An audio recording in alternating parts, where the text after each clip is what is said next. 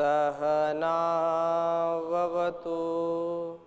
सहनौ भुनक्तु सह वीर्यं करवावहै तेजस्विनावधीतमस्तु मा विद्विषावहै। ओम शांति शांति शांति।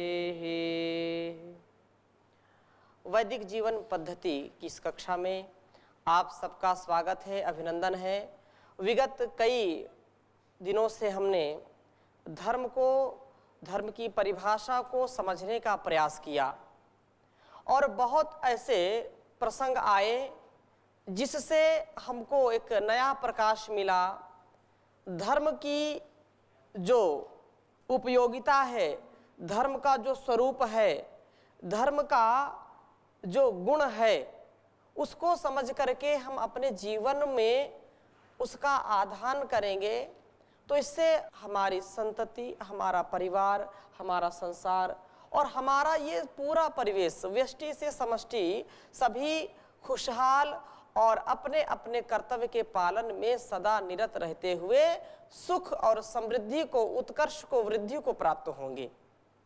ऐसी भावना से हम सबको सदा धर्म के प्रति अति जागरूकता पूर्वक, जो मनुष्य का धर्म है, जो एक माता पिता का धर्म है, पुत्र का धर्म है, पुत्री का धर्म है, विद्यार्थी का धर्म है, सन्यासी का, ब्रह्मचारी का, वानप्रस्थी का जो धर्म है, एक राष्ट्र नेता का जो धर्म है, राजा का जो धर्म है, प्रजा का जो धर्म है, वो सारे धर्म, सारे कर्तव्य जब व्यक्ति अपने अपने स्तर पर उसको घटाता है, अपने स्वभाव में घटाता है, तो कहीं भी दुख और कहीं भी क्लेश की जो है उपस्थिति नहीं होती, अर्थात कभी भी हम अपने पथ से विचलित नहीं होते, सदा उत्कर्ष को प्राप्त होते हैं।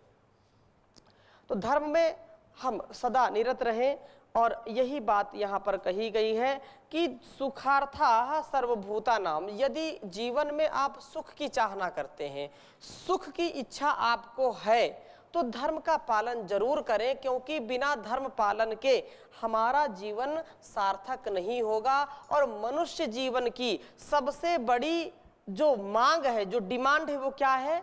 सुख। हाँ, सुख की अत्यंत प्राप्ति, दुख की अत्यंत निवृत्ति। सुख तो थोड़ा थोड़ा तो मिलता ही है, जैसे अथ त्रिविध दुख अत्यंत निवृत्ति अत्यंत पुरुषार्थ। जो त्रिविध दुख है, इनकी अत्यंत क्या है? निवृत्ति हो जाए, और उसके अत्यंत पुरुषार्थ करते हुए हम दुखों से दूर हो जाएं और सुखों की प्राप्ति हो। हमको क्षणिक सुख की प्राप्ति नहीं, जिसमें बीच बीच में दुख आते रहते, वो वाला नहीं। सुख आनंद से हम ओतप्रोत हो। तो जो भी सुख चाहते हैं वे लोग क्या करें? तो कहा कि धर्म का आचरण जरूर करना है उन लोगों को जो सुख चाहते हैं अपने जीवन में। सुखार्थः सर्वभूतानाम, लिख लीजिए।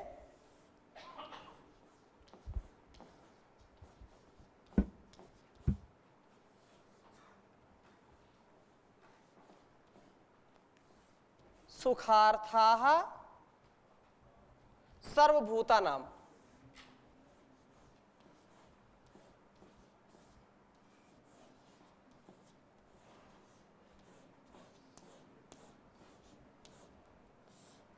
सुखार्थाः सर्वभूतानां मताः सर्वाः प्रवृत्तयाः।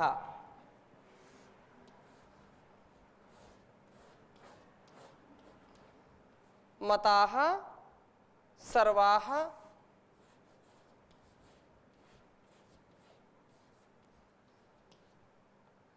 प्रवृत्तयाः।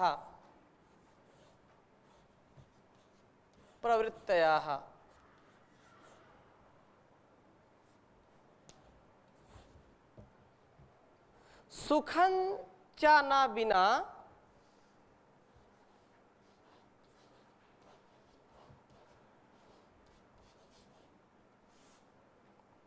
सुखं च न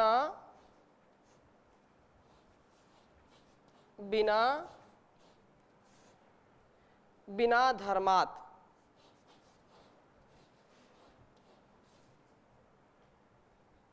बिना धर्मात् सुखं च न बिना धर्मात् तस्मात्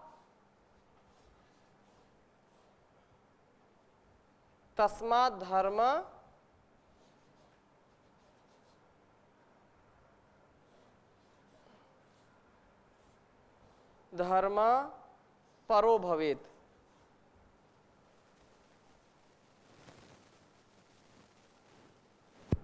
तस्मात् धर्म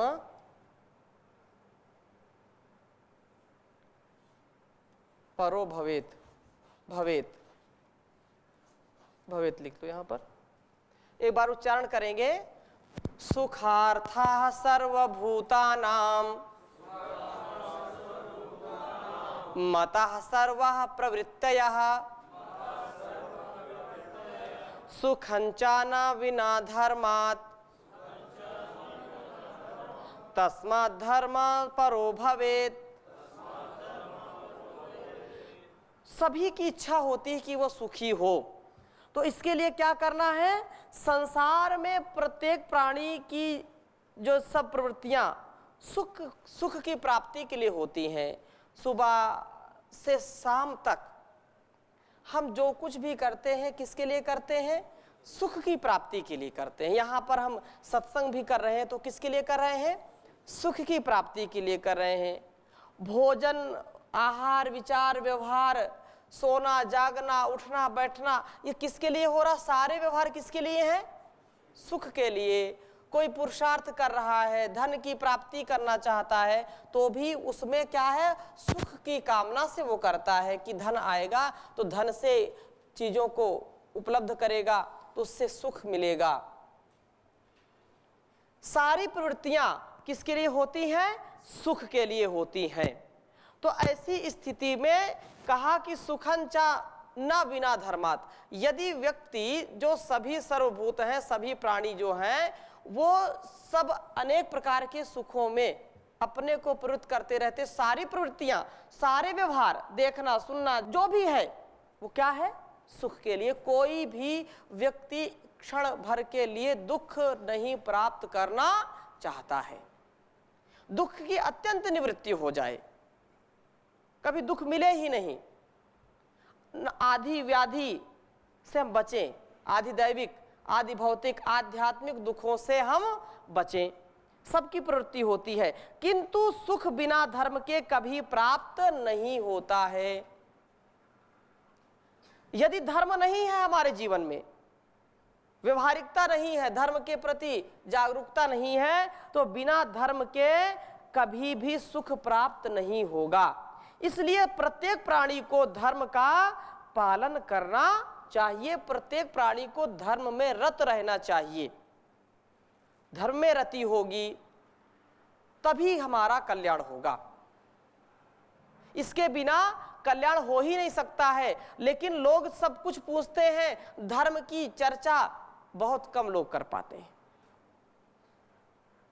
कोई व्यक्ति नौकरी करता है, कोई व्यक्ति कोई कार्य करता है, तो उसमें उसको अनेक प्रकार से लोग पूछेंगे, लेकिन धर्म कितना कमाया है, विद्या कितनी आई है ये तो पूछेंगे, पैसा कितना कमाया ये पूछेंगे, कितनी पदोन्नति हुई ये पूछेंगे, पदोन्नति को पूछेंगे लोग।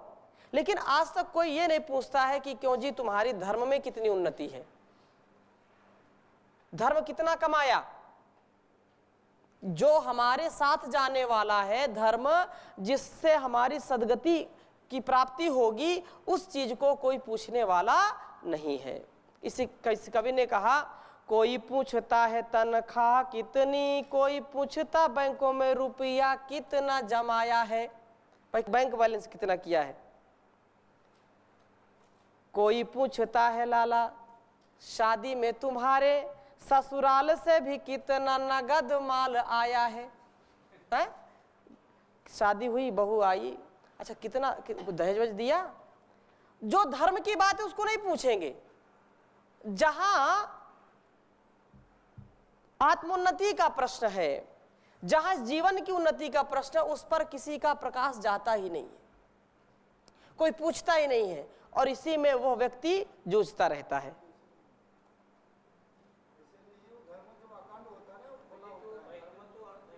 हाँ, धर्म तो अर्थ में है। धर्म का जो अकाउंट होता है ना, जैसे बैंक अकाउंट और कुछ तनख्वाह जो मिलता है, ये अकाउंट थोड़ा छिपा रहता है। हाँ, धर्म का अकाउंट पूरा खोला होता तो सभी को पता चल जाता है, इसीलिए पूछते नहीं। धर्म का अकाउंट खुला हो जाता है तो सब उसमें उसको लूटना चाहेंगे। हाँ, नहीं, वो कितना कर रहे कितना नहीं कर रहे हो सभी को पता हो जाता ना, इसीलिए कोई पूछता नहीं। हाँ, आप कितना किया। अच्छा, ये धर्म का बोले अकाउंट नहीं, इसलिए कोई पूछता नहीं है। धर्म का अकाउंट खुल जाए तो लोग पूछें। तो धर्म का अकाउंट खोलने से क्या तात्पर्य है, ये हमारा ही स्वभाव जब होगा तभी हम कुछ भी हो हम उसको पालन करेंगे। और धार्मिक व्यक्ति की यही पहचान है, कुछ भी हो जाए वो अपने वसूलों से, अपने संकल्प से कभी भी पीछे ना हटे। कितना भी कष्ट हो, कितनी भी परेशानी हो, व्यक्ति जब अपने कर्तव्य पर अडिग होता है वही धर्म उसका श्रेष्ठ होता है, उसी से उसको उन्नति की प्राप्ति होती है। कर्तव्य क्षेत्र में कभी ना पग पीछे धारे, चाहे कितना भी घोर संकट का माला हो। नदी हो या नाला तोप तेग, तीर भाला धूप सर्दी या पाला तेग, सिंह व्याल काल हो। बच्चा बच्चा निज देश जाति के उद्धार के ही धुन में लगन में मगन मत वाला हो। मुख से जो कहे उसे करके दिखा दे, फिर क्यों न श्रेष्ठ जनों का दुनिया में बोलबाला हो। ऐसी स्थिति में जब हम चलेंगे तो श्रेष्ठ जनों का, विद्वानों का समय आएगा और राष्ट्र में पुनः ऐसी चीज आएगी कि वैदिक सिद्धांतों को निर्भ्रांत माने, ईश आस्था का और अंतर उजाला हो। शुभ हो संकल्प सदा जीवन प्रकाश, सत्य संयम सुशीलता के सांचे बीच ढाला हो। पाखंड के खंडन को, सत्य के मंडन को, कर में पवित्र झंडा ओम का संभाला हो। द्वेष ना हो क्लेश में, द्वेष ना हो क्लेश में, प्रेम प्रीति हो विशेष, फिर क्यों ना श्रेष्ठ जनों का बोलबाला हो। हर स्थिति में अपने आप को संभाला हो, तभी इस दुनिया में श्रेष्ठ लोगों का बोलबाला होगा। धर्म का हम आचरण करेंगे तभी हमारे जीवन में सुख की प्राप्ति होगी। और तो सब ऐसे ही जीवन में लोग स्वार्थ के लिए हैं, स्वार्थ से ये सारी दुनिया बंधी हुई है। और यहाँ की जो भोग भावनाएं हैं, जो वासनाएं हैं, इंद्रियों की जो आसक्ति है, ये धर्म से हमको विचलित करती हैं। तो यहाँ तक आपने धर्म के विषय में चर्चा सुनी। इसके विषय में कोई प्रश्न हो तो आप पूछ सकते हैं।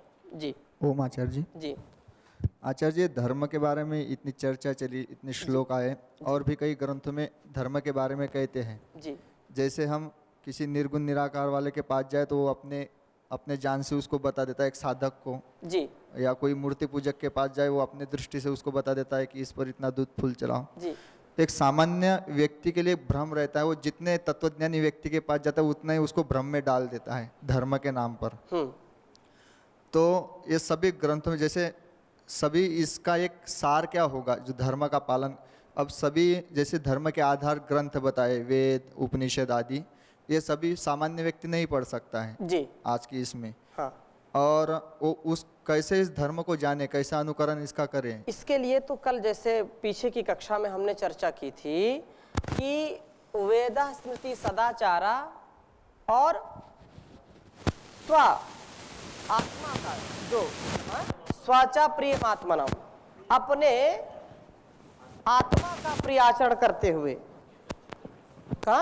उसको समझना जानना, वो सभी साधारण व्यक्ति के लिए भी वैसा ही प्रासंगिक है जैसे वेद दर्शन उपनिषद स्मृति आदि को जानने वाला। उसको कभी ये ना लगे, वो चाहे निरक्षर हो कुछ भी हो, वो आत्मा के प्रतिकूल आचरण ना करे। आत्मा के प्रतिकूल आचरण जब करेगा तो वो निसंदेह पापी बनेगा, अपने जीवन को वह निरर्थक बना देगा।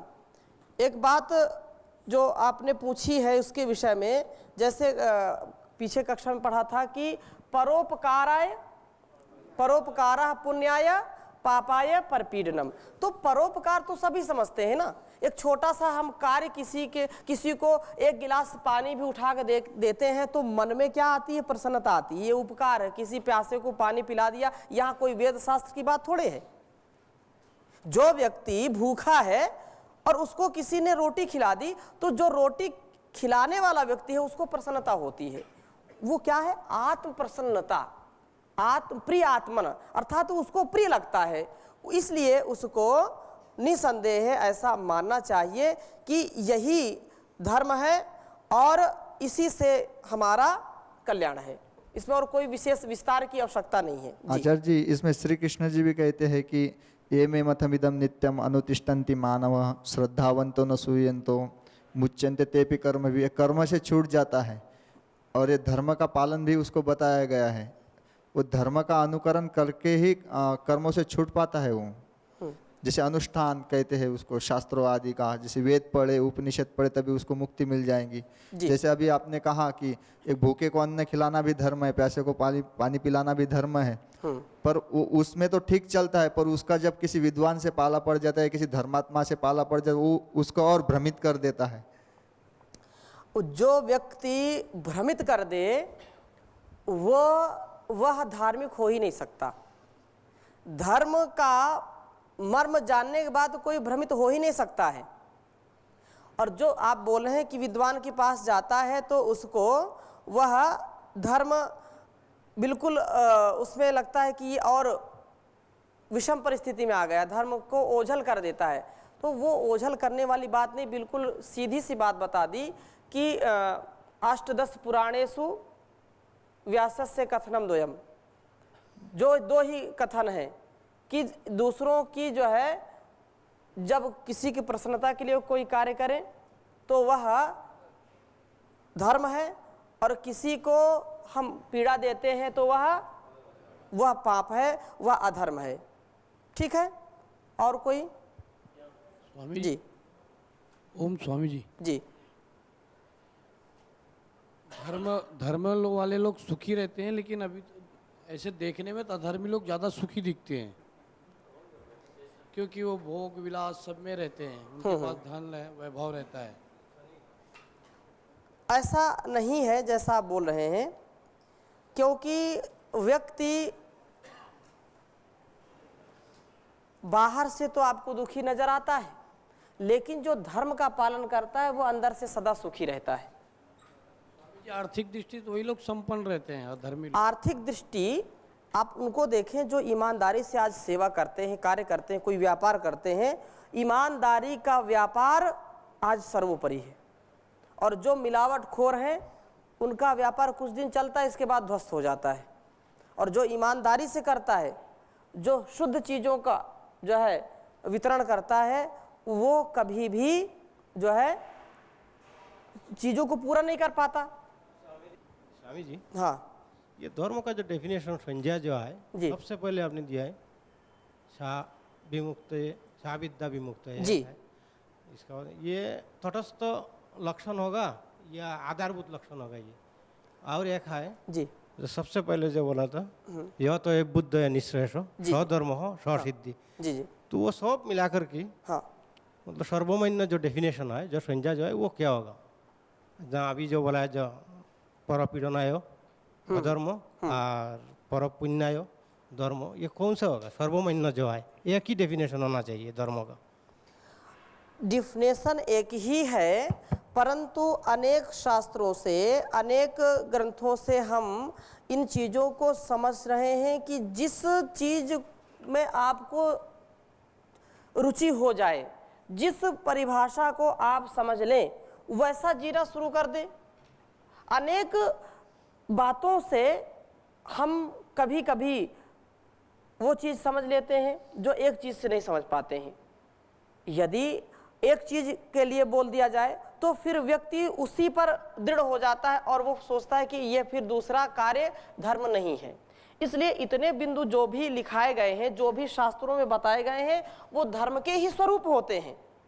यदि आपको बोल दिया जाए कि केवल अहिंसा धर्म है, उसमें सारी चीजें आ जाएंगी, लेकिन ये सर्वसाधारण को बात नहीं समझ में आती कि अहिंसा का केवल इतना है कि भाई किसी की हिंसा मत करो। उसमें और सारी चीजें समाहित हो जाएंगी, लेकिन एक एक चीज, दान भी देना है, उपकार भी करना है, हाँ, सेवा भी करना है, सत्य बोलना है, ये सब बोल रहे हैं। तो एक चीज को बताने के लिए बहुत सारी चीजों को समझा रहे हैं कि इससे आपका जो मस्तिष्क है वो सारी चीजों को स्पष्टता से समझ ले और सारी चीजों को फिर वो ग्रहण कर ले। इतनी सी बात इसमें है, कहीं कोई बात छूट ना जाए। जी, अभी जो बात कर रहे थे बहुत अच्छी बात है। विभिन्न परिप्रेक्ष्यों में जी, अपनी, क्योंकि जीवन को जीने के लिए विभिन्न प्रकार के आयाम हमें टच करने पड़ते हैं, तो कभी अपने संबंध में वो चीज़ समझ में आती, मैं समझ पाया इसको जी, कि समझ पाते हैं, किसी को किसी चीज़ में समझ में आया था धर्म, किसी को किसी रूप में समझ में, इसलिए विभिन्न रूपों में समझाने की शायद आवश्यकता होती है, मैं समझ पाया इसको। तो ये बात इसीलिए कही गई है कि धर्म के विषय में अपने को ऐसे जीना है कि जैसे एक माता, एक पिता, एक गुरु, एक योगी, एक सन्यासी अपने को तटस्थ करके और अपने कर्तव्यों का निर्लेप भाव से पालन करता हुआ आगे बढ़ता है, वो धर्म कहलाता है। और ये कोई संकुचित विचारधारा नहीं है, ये विशाल विचारधारा है जिससे हम अपने लक्ष्य को प्राप्त करते हैं। इसके बिना हमारा जीवन सार्थक नहीं हो सकता है। और धर्म का मर्म हमको ऊपर उठाता सभी से। जैसे पहले भी ये बात कही थी कि मनुष्यों का जीवन पशुओं से श्रेष्ठ इसीलिए है, क्यों? क्योंकि ये धर्म का पालन करता है। आचरण की दृष्टि से, व्यवहार की दृष्टि से, सभी प्रकार की दृष्टियों से यह अपने आप को बता रहा है। और कहा कि श्रूयताम धर्म सर्वस्वम श्रुत्वा च अवधारिताम आत्मनः प्रतिकूलानि परेशान समाचरेत। इस धर्म की चर्चा को आपने सुना, धर्म की चर्चा की हमने जो है समय भी दिया, शक्ति भी लगाई, इसको जाना समझा, लेकिन श्रूयताम धर्म सर्वस्वम, ये सब धर्म का जो भी उपदेश किया गया यहाँ से शास्त्रों के द्वारा, व्यवहार के द्वारा, अनेक ग्रंथों का उदाहरण दे दे करके ये कहा कि उपदेश सुनो और सुन करके उसको चित्त में धारण करो। श्रुत्वा च अवधारिताम, उसको धारण करिए। और जो कर्म अपनी आत्मा के विरुद्ध है, आशीष जी आप समझिए इस बात को, जो कर्म अपनी आत्मा के विरुद्ध है, आत्मनः प्रतिकूलानि, जो मेरी आत्मा के लिए प्रतिकूल है, जो अनुकूल नहीं है, वह परेशान समाचरेत, वो दूसरों के साथ वैसा व्यवहार ना करना, ये धर्म है। जिन कामों को हम अपने लिए बुरा समझते हैं वह कार्य दूसरों के साथ भी ना करना चाहिए। जो अपने से विरुद्ध कर्म है उनको दूसरों के लिए भले ही नहीं, यह मतलब जो हमारे लिए भले नहीं है वो दूसरों के लिए भी भले नहीं हो सकते हैं। ऐसी दृष्टि जब होगी तो वह धर्म का पालन करने वाला व्यक्ति होगा, धर्म का आचरण करने वाला होगा। ठीक है, अब इसमें कोई शंका रह गई हो तो बताइए। धर्म के विषय में चारों तरफ से समझाने का प्रयास किया गया, धर्म का मर्म हम समझे, इसके लिए ये निवेदन किया गया आपसे।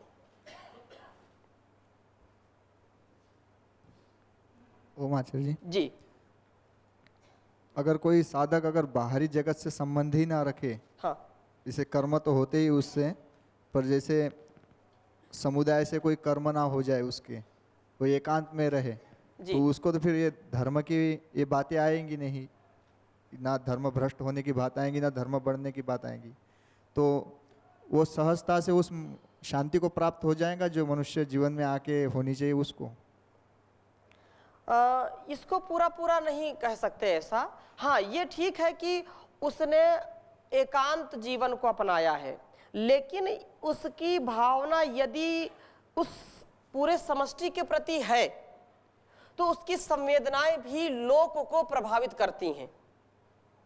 यदि वो इस डर से लोक में नहीं आता है कि कहीं मेरा धर्म भ्रष्ट ना हो जाए, मैं धर्म से पतित न हो जाऊं, तो ये दृष्टि उतनी प्रबल नहीं है।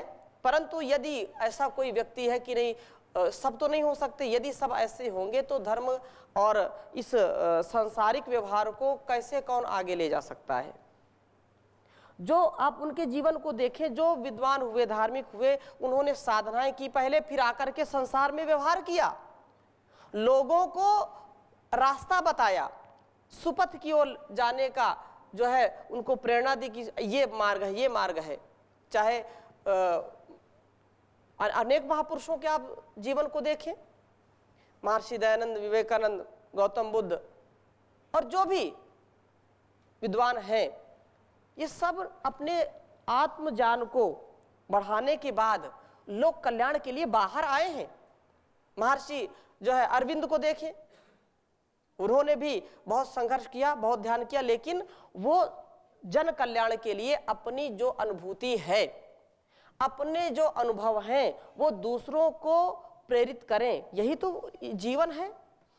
महर्षि दयानंद बार बार कहते हैं कि धर्म पर चलो और दूसरों को भी चलाने की प्रेरणा करो, सत्य बोलो, दूसरों को भी सत्य के लिए प्रेरित करो, धर्म का आचरण करो और दूसरों को भी धर्म पर चलाने का जो है उपदेश करो, उनको प्रेरणा करो। तो यही तो मनुष्यता है। पशु प्रवृत्ति है यही कि आप ही चरे, मनुष्य है वही कि जो मनुष्य के लिए मरे। यदि मनुष्यता है, उसमें लोकोपकार की भावना है, तो वो चाहे एकांत में रहे, शांत में रहे, चाहे सबके बीच में रहे, उसकी भावनाएं काम करेंगी।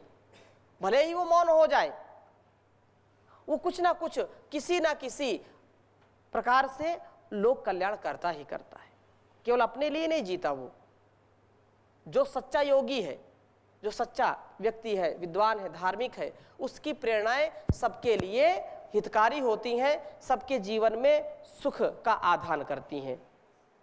सब में स्नेह और प्रेम की भावना जागृत हो, समरसता हो, सभी मिलजुल करके साथ चलें, साथ बढ़ें, क्योंकि हमारे जैसे ऋषियों ने इस गीत को गाया, संगच्छध्वं संवदध्वं समो मनांसि जानताम देवा भागम यथा पूर्वे संजनाना उपासते। प्रेम से मिलकर चलो, बोलो सभी जानी बनो, पूर्वजों की भांति तुम कर्तव्य के मानी बनो। उनको क्यों करें, क्यों ना करें, उनसे क्या लाभ है, क्या हानि है, इसके विषय में आगे चर्चा करेंगे। आज यहीं तक।